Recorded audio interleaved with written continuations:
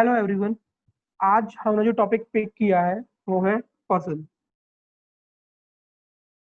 इस टॉपिक को स्टार्ट करने से पहले मैं आपको पहले ये बताना चाहता हूँ कौन से एग्जाम्स के लिए ये कितना इम्पोर्टेंट और कितना वेटेज रखता है, जिससे कि जो लोग भी मेरे चैनल को व्यू कर रहे हैं या मेरी वीडियोस को फॉलो कर रहे हैं वो क्लियर हो जाए कि हमें कौन सा वीडियो पर्टिकुलर देखना है, कौन सा नहीं देखना है।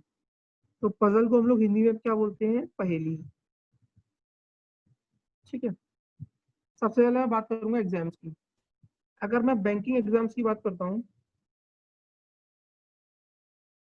तो इसके लिए बस मैं आपसे एक स्टेटमेंट बोलूंगा। अगर आपने इंडियन पॉलिटी पढ़ा है, कॉन्स्टिट्यूशन के बारे में कुछ भी आपको जानकारी है, तो आपको पता होगा कि आर्टिकल 32 जो हमारे इंडियन कॉन्स्टिट्यूशन में है, डॉक्टर बी आर अम्बेडकर ने बोला था it is the heart and soul of our constitution.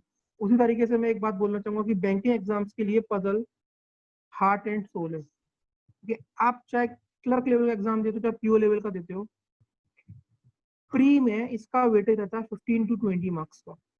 और आपका रीजनिंग का सेक्शन कितने मार्क्स का होता है? 35 मार्क्स का। तो इसका वेटेज कितना है? 55 से 60% का इसका वेटेज। तो आप समझ चुके होंगे कि कितनी इसकी इंपॉर्टेंस है। ठीक। नेक्स्ट एग्जाम की बात करता हूँ, जैसे एसएससी, सीजीएल, सीएचएसएल वगैरह। इस कभी भी पजल से क्वेश्चन नहीं पूछा था, बट अभी 2019 में जो सीजीएल का एग्जाम हुआ है उसमें प्री में मोस्ट ऑफ द शिफ्ट में 2 2 मार्क्स के छोटे छोटे पजल पूछे हैं। मैं ये बात बोलूंगा कि इजी लेवल के थे बट पूछे गए थे। उसके बाद एनटीपीसी रेलवे का जो एग्जाम होता है, तो लास्ट टाइम 2016 में जब हुआ था तो हर शिफ्ट में 3 से 5 मार्क्स का पजल पूछा गया था। और ये इजी नहीं था, मॉडरेट लेवल का था। ठीक। उसके बाद कुछ और एग्जाम्स होते हैं, जैसे हमारे सीसेट, क्लैट, बीबीए। काफी अच्छा वेटेज होता है इसमें, एग्जाम्स में इसका, और बहुत इंपॉर्टेंट है आपके लिए। उसके बाद होता है हमारा, कुछ एग्जाम होते हैं छोटे छोटे, जैसे बीईओ का एग्जाम होता है। ठीक है। तो इस एग्जाम में मैं ये नहीं बोलूंगा कि आपसे वो 5 मार्क्स का पजल पूछेगा, बट वो आपसे 1 मार्क्स का छोटा सा सिंपल सा पजल पूछ सकता है। ठीक है। तो इसके लिए अगर आप मेरे स्टार्टिंग के 2 या 3 लेक्चर देखते हो, जो भी लोग बीईओ के एग्जाम की प्रिपरेशन कर रहे हैं, तो उनका काम हो जाएगा। बाकी इस टॉपिक के ऊपर मैं भी काउंट नहीं बता सकता, लेकिन ऑलमोस्ट 25 to 30 लेक्चर हम लोग इसके ऊपर लाने वाले हैं, क्योंकि हमें इसके ऊपर क्या करना है, क्वेश्चन की प्रैक्टिस करनी है। पजल क्या होता है? प्रैक्टिस से आता है। अगर आपकी प्रैक्टिस इतनी अच्छी है, आप उतना ज्यादा टाइम सेव कर सकते हो और जल्दी क्वेश्चन कर सकते हो। ठीक है। पजल का जो पूरा खेल होता है वो टाइमिंग का होता है। ठीक है।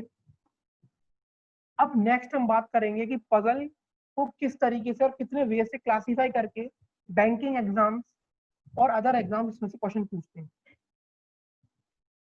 तो सबसे पहले जो पजल को क्लासिफाई किया जाता है वो करा जाता है सिटिंग अरेंजमेंट।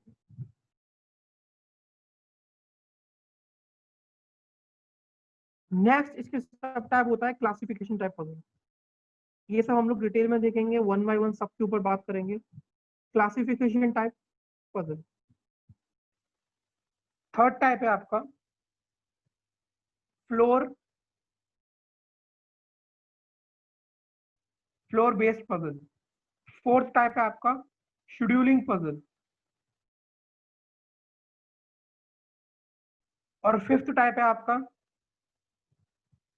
Miscellaneous type. अब मिसलेनियस में हम लोग क्या क्या चीजें आएंगी आपके सामने वो देखते हैं। जैसे कि पॉइंट नंबर 1 हमने पढ़ा था सिटिंग अरेंजमेंट। ठीक है। मिसलेनियस में आपको सिटिंग अरेंजमेंट मिलेगा, बट इसके साथ साथ आपको क्या और मिलेगा वो भी आप देख लो। ब्लड रिलेशन, प्लस आपको डायरेक्शन भी मिल सकता है इसमें। ठीक है। और कुछ और चीजें जैसे कि मैं आपको आगे बताऊंगा तो आपको बेटर समझ में आएगा। ठीक है। तो मिसलेनियस टाइप पजल आपका इस टाइप का रहेगा। ठीक है। तो आप एक बार देख लो, इसका स्क्रीनशॉट ले लीजिए। सबसे पहले हम बात करेंगे सीटिंग अरेंजमेंट की। ठीक है। सीटिंग अरेंजमेंट में बेसिकली हम देखेंगे 3 टाइप। पहला रहेगा आपका सर्कुलर टाइप पजल। दूसरा आपका रहेगा लीनियर टाइप पजल, या बेसिकली ये सारे अरेंजमेंट्स है तो आप लीनियर अरेंजमेंट बोल सकते हो, सर्कुलर अरेंजमेंट बोल सकते हो। और थर्ड आपका रहेगा स्क्वायर और रेक्टेंगल अरेंजमेंट। स्क्वायर और रेक्टेंगल और सर्किल में इसमें काफी सिमिलरिटी आपको देखने को मिलेगी। ठीक है, अब हम बात करेंगे 1 बाय 1 सर्कुलर बेस पजल की, लीनियर की, स्क्वायर और रेक्टेंगल। सबसे पहले बात करते हैं सर्कुलर अरेंजमेंट। इसमें भी आपके 3 टाइप के प्रॉब्लम्स आ सकते हैं। पहला फेसिंग इनवर्ड, दूसरा फेसिंग आउटवर्ड, तीसरा फेसिंग इनवर्ड और आउटवर्ड। बोथ केसेस इसमें एक साथ आएंगे, आपको दोनों केसेस आपके इसमें एक साथ आएंगे। ठीक है, अब हम लोग बात करेंगे कि सर्कुलर अरेंजमेंट को करते समय क्या आपको करना चाहिए और क्या नहीं करना चाहिए। पहले हम बात करेंगे डूज एंड डोंट्स की। ठीक है, चलो सबसे पहले अगर बात करते हैं, आपके पास 4 पीपल है, 6 पीपल है या 8 पीपल है, तो सर्कुलर अरेंजमेंट में बिठाया कैसे आता है, तो वो चीज का ध्यान रखेंगे। सबसे पहला जो पॉइंट आएगा वो आएगा इक्वल स्पेसिंग का। जैसे कि अगर मुझे यहाँ पर 4 पीपल बिठाने हैं, तो मैं 4 पीपल को इस तरीके से बिठाऊंगा, मैं इस तरीके से नहीं बिठाऊंगा, ये गलत फॉर्मेट है। ठीक है, उसके बाद अगर मुझे 6 लोग बिठाने हैं, तो 6 लोगों को मैं इस तरीके से बिठाऊंगा, 4 पीपल तो आपके इस टाइप से, और बाकी 2 लोगों को आप कहीं भी बिठा सकते हो, यहाँ पर भी, या फिर यहाँ पर भी, वो 2 लोगों को आप कहीं बिठा सकते हो। ठीक है, लेकिन ऐसे नहीं बिठाओगे, ये गलत हो। और जब बात आएगी 8 पीपल की, तो हम उनको इस तरीके से बिठाएंगे, इस तरीके से नहीं बिठाएंगे। ये फॉर्मेट गलत है, ये फॉर्मेट करेक्ट है। ठीक, ये हुआ आपका पॉइंट नंबर 1, क्या, इक्वल स्पेसिंग का। दूसरा पॉइंट जो हम लोग करते हैं जिससे कि हम अपने लिए चीजों को आसान कर पाए, जैसे कि मैंने बात की थी आपसे किस बारे में, मैंने बोला था आपसे फेसिंग जब इनवर्ट की बात करेगा, इसका मतलब क्या है, फेसिंग इन का मतलब क्या है कि इस सर्कुलर टेबल के आसपास के अराउंड जितने भी लोग बैठे हुए हैं, उनका जो फेस है वो सेंटर की तरफ है। सेंटर कहाँ है, अंदर की तरफ। तो जब इन लोगों का फेस अंदर की तरफ है, तो मैं इसका फेस इस तरीके से मार्क कर सकता हूँ इसको।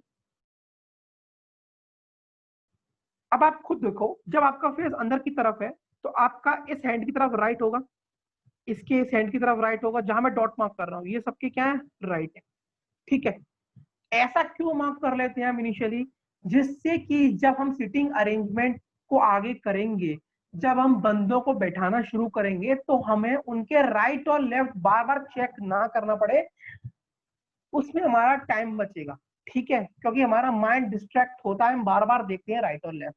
अगर आपने राइट मार्क कर रखा है, तो क्या होता है, आप जब प्रैक्टिस करते हो तो आप हमेशा, आपको एक आदत होती है कि मैं हमेशा अपना राइट हैंड मार्क करता हूँ सिटिंग अरेंजमेंट में, तो आप एग्जाम में भी वैसे करते हो, तो आपके दिमाग में सेट हो जाता है कि जो मैं मार्क करता हूँ वो मेरा राइट है, और जो मैं मार्क नहीं करता हूँ वो मेरा लेफ्ट है। ठीक है, इसी तरीके से अगर जब 8 लोग बैठे होंगे, मोस्ट ऑफ द टाइम आपको 8 लोगों का पजल आता है, तो इसमें अगर मैं राइट की मार्क करता हूँ, तो राइट को आप कैसे मार्क करोगे, इन सबका फेस अंदर की तरफ है, तो राइट कैसे मार्क करोगे, इस टाइप। ये जो मार्क है ये सबके राइट हैंड है। ठीक है, क्लियर, चलो। सिमिलरली अगर फेसिंग आउटसाइड की बात होगी, किसकी बात होगी, फेसिंग आउटसाइड की, तो उसको भी देख लेते हैं। अब सब लोग क्या है, बाहर की तरफ देख रहे हैं ना, तो इसका राइट ये होगा सबका। तो ये पॉइंट इसलिए बताया जा रहा है, इससे आपको एक आदत हो जाती है प्रैक्टिस करते समय कि आप अपना राइट मार्क कर लेते हो, या कोई लेफ्ट करना चाहे तो लेफ्ट कर सकता है, बट बार बार चेंज मत करना। प्रैक्टिस करते समय हमेशा या तो राइट मार्क करना या हमेशा लेफ्ट मार्क करना, इससे एग्जाम में इजी होगा। ठीक, ये जो चीजें थी आपको इनिशियली ध्यान में रखनी। ठीक है, ये सर्कुलर अरेंजमेंट में क्या आपको करना है वो मैंने बताया। सेकंड, मैं कुछ स्टेटमेंट्स को डिस्कस करूंगा आपके साथ, जो स्टेटमेंट्स जब एक पैराग्राफ बन जाते हैं तो एक क्वेश्चन बन जाता है। ठीक है, तो उन पॉइंट्स को मैं आपके सामने डिस्कस करूंगा। जैसे कि पॉइंट नंबर 1 है हमारे पास,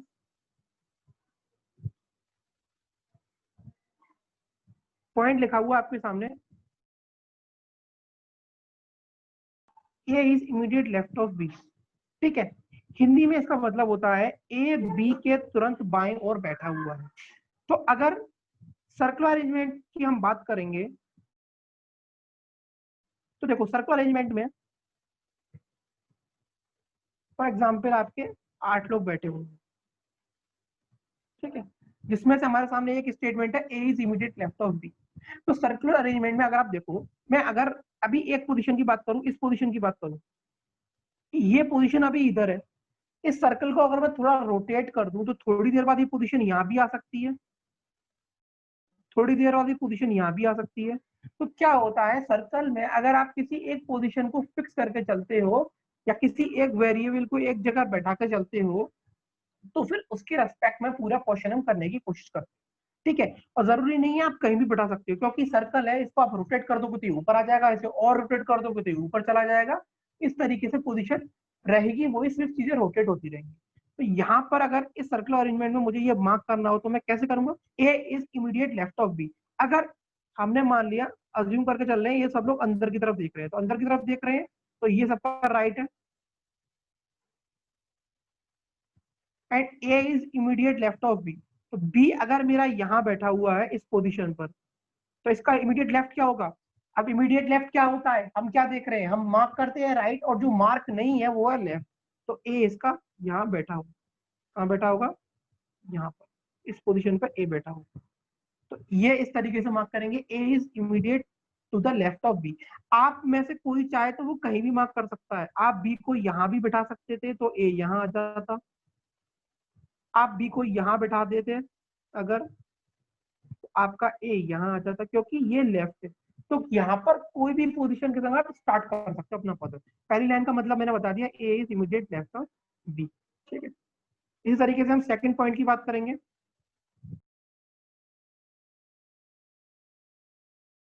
स्टेटमेंट क्या है आपका, A is at the immediate left of B who is sitting second to the left of. ठीक है, अब देखिए इसको आप सर्कुलर अरेंजमेंट में कैसे बिठाओगे। ठीक है, हम वही करते हैं, हम 8 पीपल कंसीडर करते हैं, 8 पोजीशन कंसीडर करते हैं, और अभी हम लोग सब इनवर्ड देख रहे हैं अंदर की तरफ। सबके राइट होगा ये आपके जो मैं मार्क कर रहा हूँ। ठीक है, अभी यहाँ पर देखते हैं A is at the immediate left of B. ठीक है, मैं शुरुआत कहीं से भी कर सकता हूँ, मैंने आपको बताया। ठीक है, A is at the immediate left of B. तो अगर बी को मैं यहाँ पोजीशन करता हूँ तो ए इस पोजीशन पे आएगा, क्योंकि A is to the immediate left of B.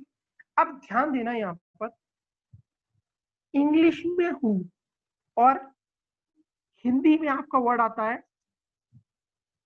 जो की। हिंदी में आपके लिए एक बार पढ़ता हूँ पूरा स्टेटमेंट, ए बी के तुरंत बाएं है, जो लिखना चाहे वो लिख ले, ए बी के तुरंत बाएं है, जो सी के बाएं ओर से दूसरे स्थान पर है। हु का मतलब क्या होता है, ये जो हु होता है ये हमेशा किसके लिए जाता है, पर्सन जो इसके नियरेस्ट लेफ्ट साइड की तरफ होता है। कौन, पर्सन जो इसके नियरेस्ट लेफ्ट साइड की तरफ होता है। हु किसके लिए जाता है, जो व्यक्ति हु के तुरंत बाएं ओर की ओर होता है, या जो उसके पास बाएं ओर की ओर होता है। ठीक है, A is at the immediate left of B who is sitting to the who is sitting second to the left of C. इसका मतलब क्या है, ये जो आगे वाला स्टेटमेंट ये जो लिखा हुआ है यहाँ पर, ये भी आपका सी के लिए ही जा रहा है, सॉरी ये आपका बी के लिए जा रहा है। ठीक है, तो क्या लिखा है, A is to the immediate left of B who is sitting, इसका मतलब क्या है, B is sitting second to the left of C. तो अगर B is second to the left of C तो सी की पोजीशन यहाँ हो जाएगी। करेक्ट, समझ में आ गया आपको। वापस से बताता हूँ एक बार, A is to the immediate left of B, A B के तुरंत बाएं ओर बैठा है तो हमने ऐसे बैठा दिया। हु इज सिटिंग, जो कि सी के बाईं और दूसरे स्थान पर है। Who is sitting second to the left of C. Who किसके लिए जाता है, जो उसके तुरंत बाईं ओर की ओर होता है, जो उसके इमीडिएट लेफ्ट की तरफ जो वेरिएबल होता है, हु हमेशा उसके लिए जाता है। तो यहाँ पर बी सी के सेकंड बाईं ओर बैठा है। आई होप ये पॉइंट आपको क्लियर होगा कि ये सारे पॉइंट्स मिलने के बाद एक सीटिंग अरेंजमेंट आपको मिलेगा। ठीक है, थर्ड इंपॉर्टेंट पॉइंट जिसके बारे में बात करने जा रहा हूँ वो आपका ये है, इस सर्किल के अंदर 8 लोगों को बैठा देते हैं। इसके बाद सबके राइट मार्क कर लेते हैं।